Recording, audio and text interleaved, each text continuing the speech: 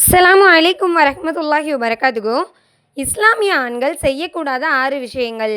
1வது மீசையை வளர்ப்பது.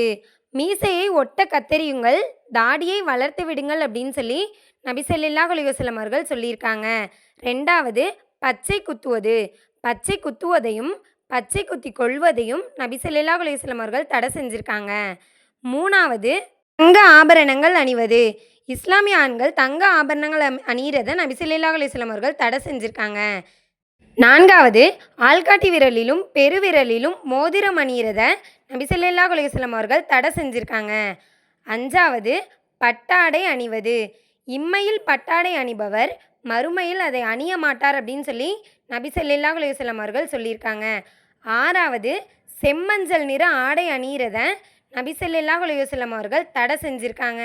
அஸ்ஸலாமு அலைக்கும் வரஹ்மத்துல்லாஹி வபரகாத்துஹு.